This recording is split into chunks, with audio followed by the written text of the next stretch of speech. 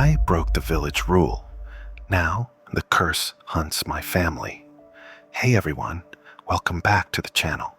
Today, I'm sharing a story that was sent to me directly by someone who experienced something absolutely terrifying. A curse that doesn't just affect one person, but spreads through an entire family like a disease with no cure. This is the account of someone who broke a village rule, something that seemed innocent at the time, something that seemed like superstition and folklore. But that one action triggered something that has haunted his family for over a decade.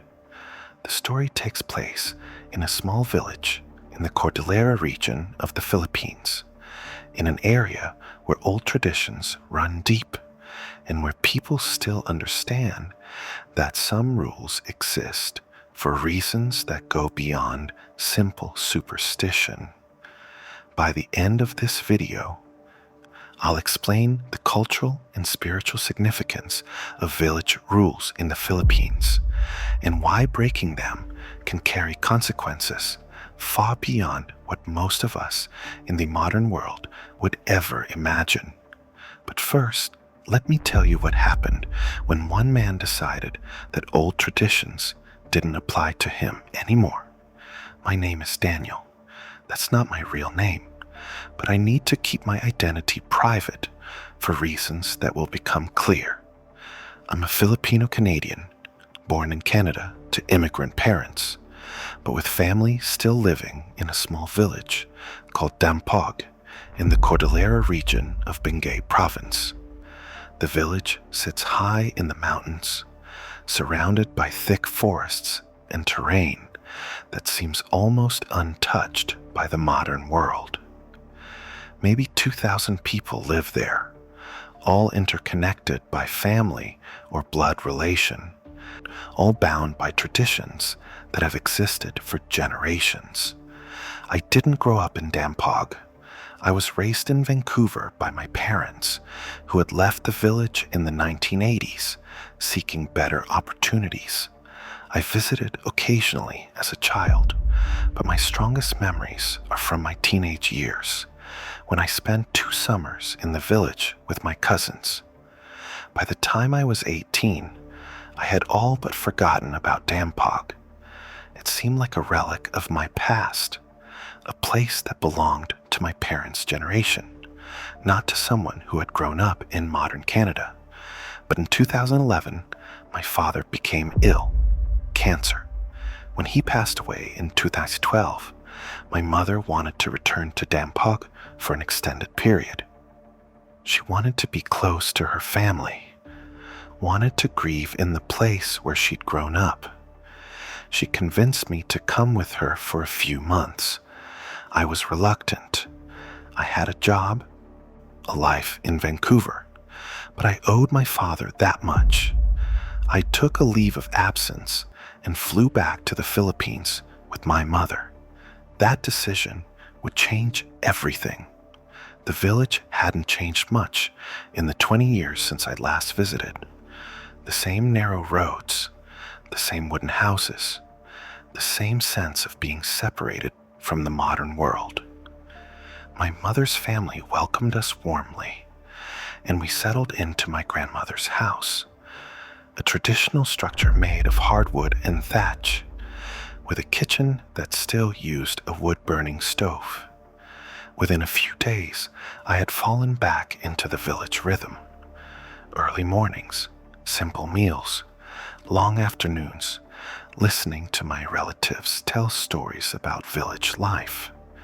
It was peaceful in a way that Vancouver never could be, but it was also boring. I missed the internet, missed television, missed the constant stimulation of city life. I also noticed something immediately. There were rules, unspoken rules that governed village behavior. Rules about where you could walk at certain times of day. Rules about which areas of the forest were forbidden.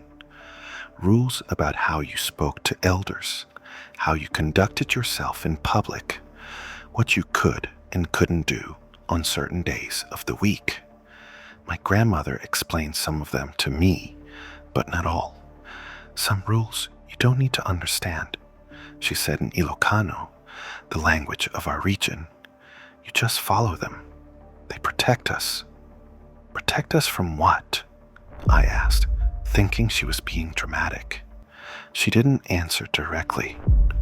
There are things in the mountains that our people have learned to live with. The rules are how we keep the peace with them. I didn't take her seriously. I was a Canadian. I believed in science, in rational explanations, in the idea that superstition was something uneducated people believed in, not something that actually affected reality. That arrogance would cost my family everything. About 2 weeks into our stay, I was restless and bored.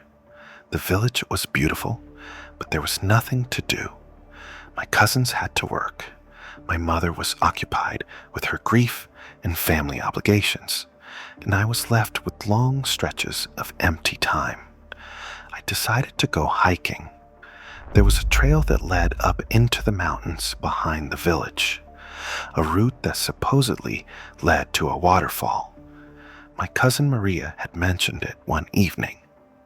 The waterfall is beautiful, she'd said, but you shouldn't go alone, and you should never go during the afternoon or evening. And there are certain parts of the trail you should avoid. Why? I'd asked. She'd hesitated, uncomfortable with the question. Just don't go past the old stone markers. That's where the rules get strict. Again, she wouldn't explain. Nobody in the village would give me a straight answer about why these rules existed. They just said I should follow them, with this vague sense of danger if I didn't. This annoyed me. I was 32 years old, educated, and rational. I wasn't going to let village superstition dictate where I could and couldn't hike. So, the next morning, I packed a backpack with water and snacks, and I set out on the trail. The early morning was beautiful, mist rising through the trees, birds singing, the air cool and fresh. The trail was well marked at first, easy to follow. I hiked for about 45 minutes without incident, enjoying the exercise and the fresh air. Then I reached what my cousin had mentioned, old stone markers stacked in cairns, marking what seemed to be a boundary. They were ancient, covered in moss, clearly placed there a very long time ago. Beyond them, the trail continued into thicker forest. This was the rule I'd been warned about. Don't go past the markers. Stay on the main trail. I stopped for a moment, actually hesitating. But then my rationalism kicked back in. These were just rocks. The superstition around them was just fear, perpetuated by generations of people who didn't have education or scientific understanding. I stepped over the markers and continued on the trail. The forest beyond the markers felt different, darker, despite the morning light filtering through the canopy. The sounds of birds seemed to diminish. The air felt heavier, and there was a smell, something vaguely like earth and rot, like the smell of a very old forest that had been undisturbed for centuries. The trail continued for another 20 minutes, and then I reached the waterfall. It was indeed beautiful, a cascade of water falling down a cliff face into a pool below, surrounded by moss-covered rocks and lush vegetation. I spent some time there, took photographs with my phone, and felt satisfied that I'd broken the village rule and suffered no consequences. I should have known better. In that moment, not experiencing immediate danger, I foolishly believed I'd proven the village rule to be meaningless superstition. It was the worst mistake of my life. I returned to the village by early afternoon, not telling anyone where I'd been. My mother was in the kitchen preparing dinner. My grandmother was resting. My cousins hadn't returned from work yet. I said nothing about my hike, convinced that if I didn't mention it, nobody would know. That night, I had a strange dream. I was in the forest, on the trail beyond the markers, but it was night. The darkness was absolute, and I couldn't see more than a few feet ahead. I was walking toward the waterfall, but the trail seemed longer than it had been in reality, stretching endlessly into darkness, and I could sense something following me. I couldn't see it, couldn't hear it, but I could feel its presence, something massive, something breathing. I woke up gasping, my heart racing. It was just a dream, brought on by the guilt of breaking the village rule, I told myself. Just my subconscious processing the fear I'd been told about but didn't consciously believe in. The next morning, my grandmother asked me where I'd gone the day before. Just for a walk, I said evasively. She studied me carefully, and something in her expression changed. You went to the waterfall, didn't you? I was startled. I hadn't told anyone. How did you? I can see it on you, she said, and her voice was completely serious now, all the usual warmth gone. There's something attached to you now. You broke the rule. You went past the markers, and now something has taken notice of you. Grandmother, that's not... Don't speak, she interrupted, her voice sharp. Come with me. She took me to the small shrine that every Filipino household maintained, a small alcove with an image of Jesus and various saints, candles, flowers. My grandmother lit several candles and made me kneel while she whispered prayers in Ilocano, prayers I couldn't quite hear, prayers for protection or purification or something else entirely. When she finished, she turned to me with an expression of deep worry. You need to go back to that place and apologize. You need to ask forgiveness from the spirits of that land. You need to go during the day, during the afternoon when the sun is high, and you need to bring an offering. An offering of what? I asked, feeling ridiculous even asking the question. Food, meat, something of value, and you need to speak to whatever is there. You need to tell it that you didn't know the rule, that you respect its domain, that you ask permission to return and to live in this village. I wanted to argue, to explain that I didn't believe in any of this, that there was no spirit in the forest that required offerings. But something in my grandmother's face stopped me. She was genuinely frightened, not in an exaggerated, performative way, but with the deep fear of someone who understood something about reality that I didn't. I promised her I would go back and perform whatever ritual she wanted. I had no intention of actually doing so, but I told her what she wanted to hear. That night, my mother came to me with the same concern. My grandmother had told her about my broken rule. My mother, who had raised me in Canada, who was educated and rational like me, was also worried. You should apologize to the spirits, she said. Just do it. It won't hurt, and it might help.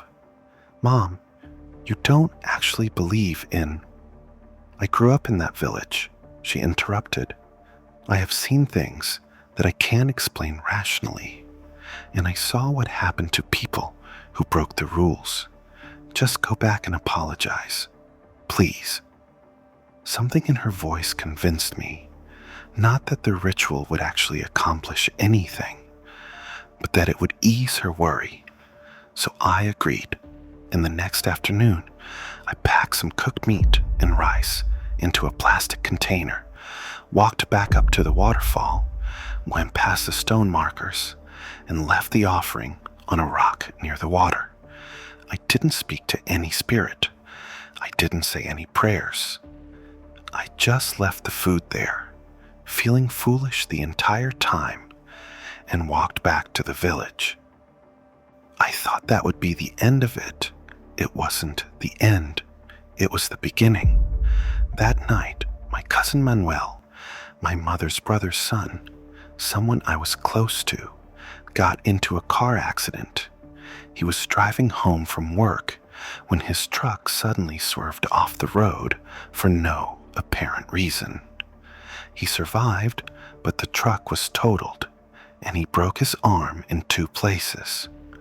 He told the police and his family that he didn't know why the truck swerved. He said it felt like something had grabbed the wheel. The next day, my cousin Maria developed a severe fever. It came on suddenly, with no warning, and spiked so high that she was hallucinating. She was taken to the nearest clinic, which was an hour's drive away in the larger town. The doctors couldn't find any infection, any virus, any medical explanation for the fever. It broke after 2 days, and she recovered. But during those 2 days, she kept screaming about shadows in her room, about something crawling across her skin. Then my aunt, my father's sister, fell down the stairs in her house for no reason. She wasn't drinking, wasn't dizzy, just suddenly fell as if something had pushed her. These weren't life-threatening incidents, but they were unusual. They were concentrated, and they all seemed connected to my family. That's when my grandmother called a family meeting. Everyone gathered in her house: my mother, my uncles, my aunts, my cousins, their spouses, their children, about 30 people in total. My grandmother explained to them all that I had broken the village rule, that I had gone past the forbidden markers in the forest. The reaction was immediate and intense. People weren't angry at me exactly, but they were frightened. They looked at me like I had brought something into their home, something dangerous that was now feeding on the family. The rule exists for a reason, my uncle said, his voice heavy with frustration and fear. There are things in that forest, old things, powerful things, that the village has learned to coexist with, as long as we respect the boundaries, as long as we follow the rules, there's peace. But when someone breaks the rule, he didn't finish the sentence. He didn't need to. What can we do? My mother asked desperately. There must be something we can do to fix this. My grandmother spoke up. There's a ritual, an old ritual, performed by the village leader and the Albularyo, a ritual of atonement and boundary restoration. We'll need to perform it, and it will need to involve Daniel and the entire family. It's the only way to break the curse. I'm not doing some ritual, I said, my Canadian rationalism flaring up one last time. There is no curse. These are just coincidences. The silence that followed my words was deafening.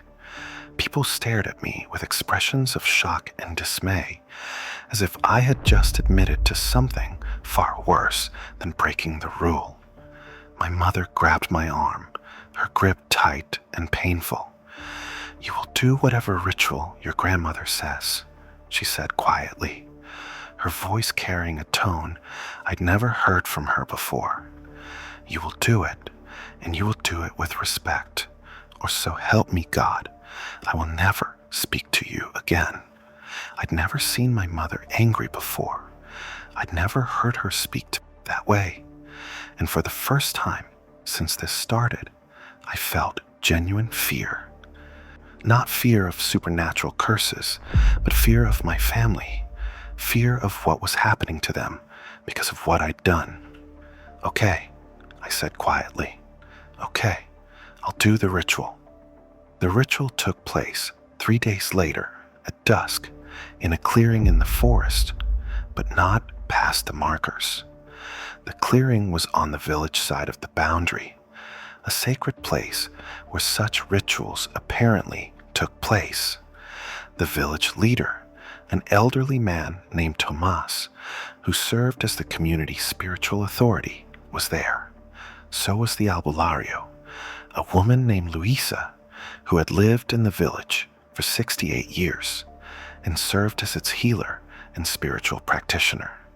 My entire family was present, all 30 of us. Luisa instructed me to walk to the center of the clearing and kneel.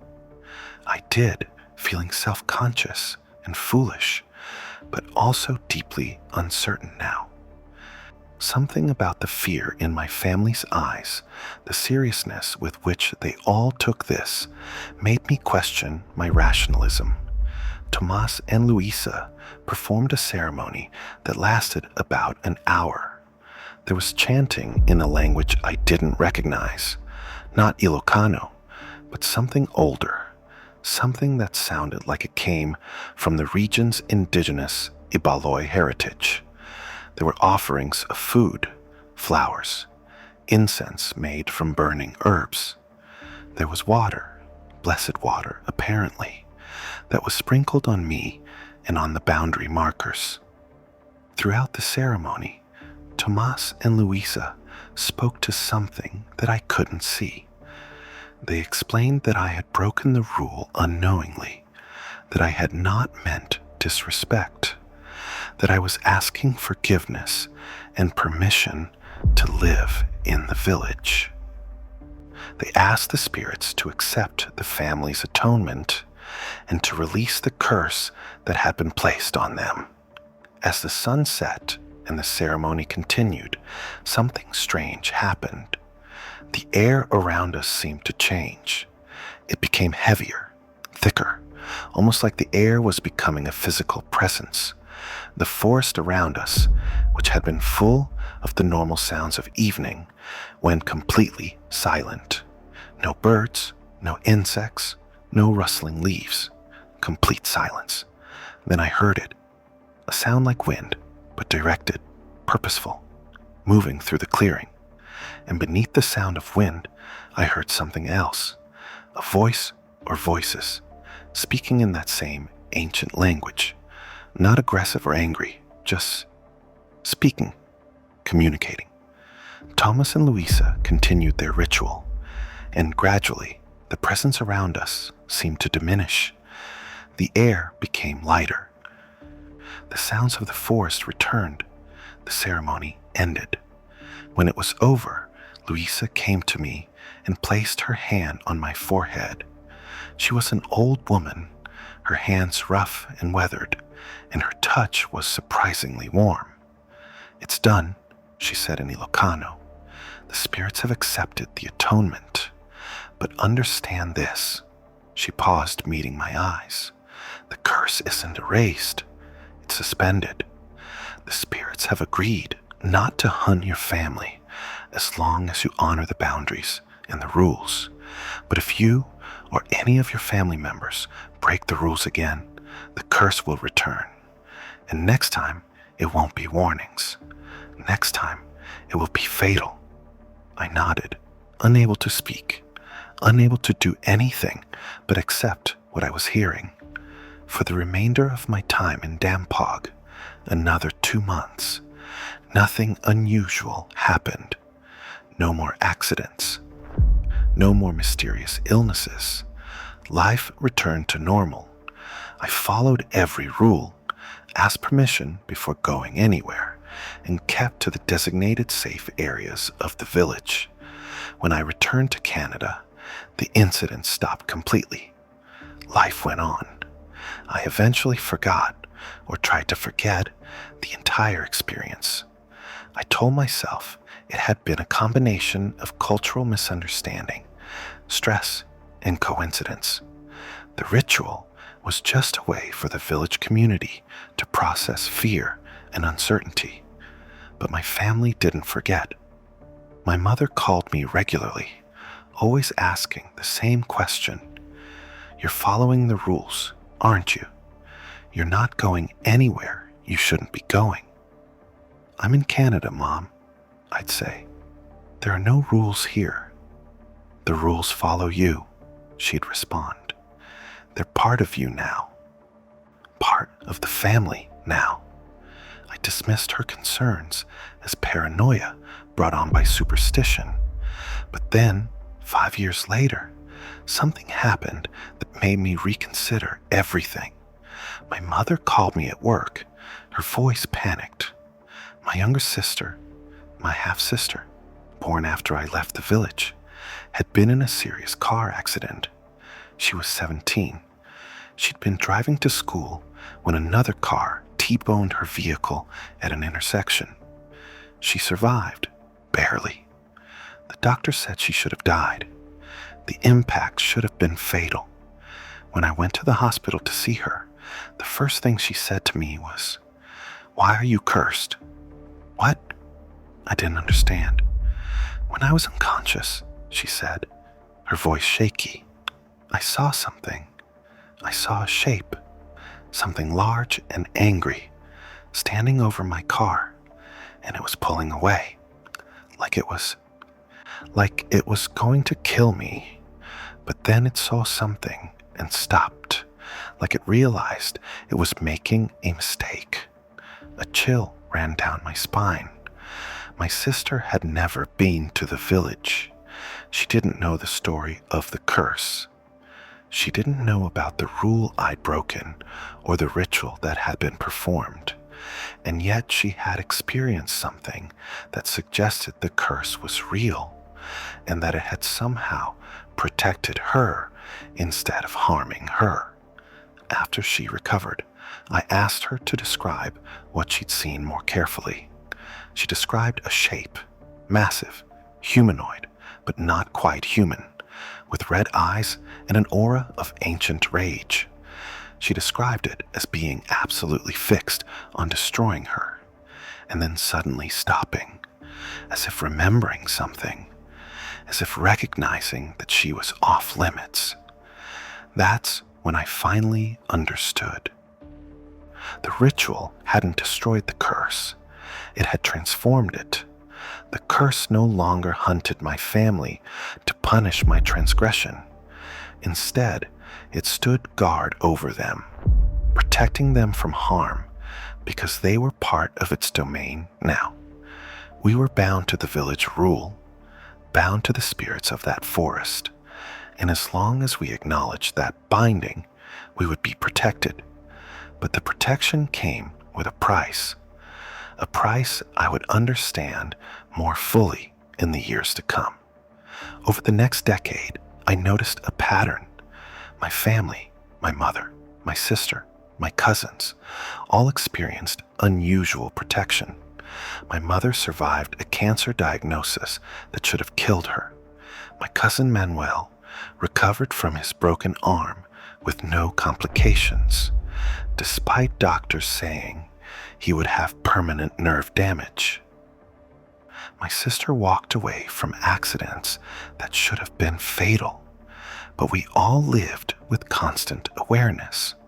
We all knew, on some level, that we were being watched. We all understood that we belonged to something larger than ourselves now.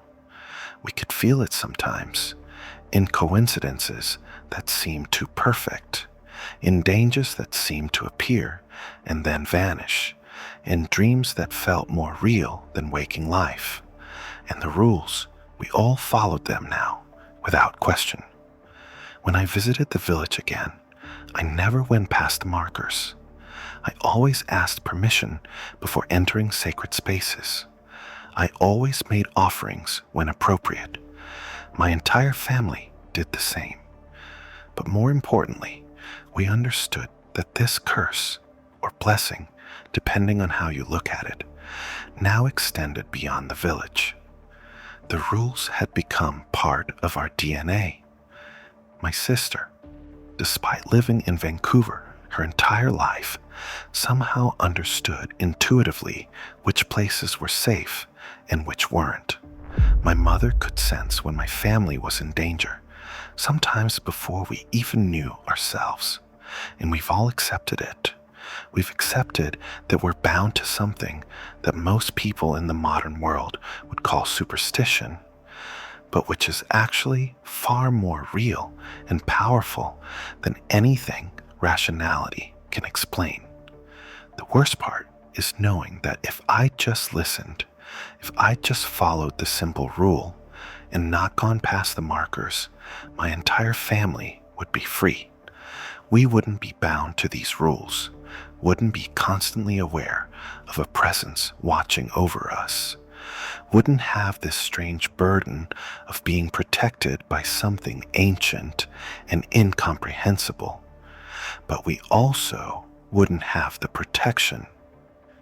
And I've come to realize that without that protection, most of us would probably be dead. So the question that haunts me every day is this curse or is this salvation? And would I make the same choice again, knowing what I know now? The answer is, I don't know. I genuinely don't know anymore. This story illustrates something fundamental about Filipino culture and the cultures of many indigenous communities around the world. There are rules that exist not because of arbitrary tradition, but because they represent a negotiated peace between human society and the forces, whether spiritual, psychological, or something else entirely, that share the world with us. When we break these rules out of arrogance or ignorance, we don't just harm ourselves, we harm everyone connected to us. The curse that Daniel triggered didn't just hunt him, it hunted his entire family. And the only way to stop it was to accept a permanent binding to those rules, a permanent acknowledgement that some boundaries shouldn't be crossed. The most terrifying aspect of this story isn't the supernatural elements, it's the permanence. Daniel didn't break a rule once and then return to normalcy. He broke a rule, and his entire family, and all their descendants presumably, will be bound by it forever. His sister, who never went to the village, who never broke any rule, will live her entire life with the knowledge of this curse. Her children, when she has them, will presumably inherit this binding as well. That's the true horror of breaking village rules. It's not just a personal consequence. It ripples outward, affecting everyone you love, everyone you're connected to, across generations and across geography. What do you think about this story? Do you believe in curses that extend across families? Do you think there's any validity to village rules and the supernatural consequences of breaking them? Let me know in the comments below. And if you have your own story about breaking a rule and experiencing consequences that seem to extend beyond simple cause and effect, I'd love to hear it. Share your experience in the comments, and don't forget to subscribe for more true horror stories from across Asia. Remember, some rules exist for reasons we might not understand, and sometimes the safest thing we can do is respect them, even when we can't explain why.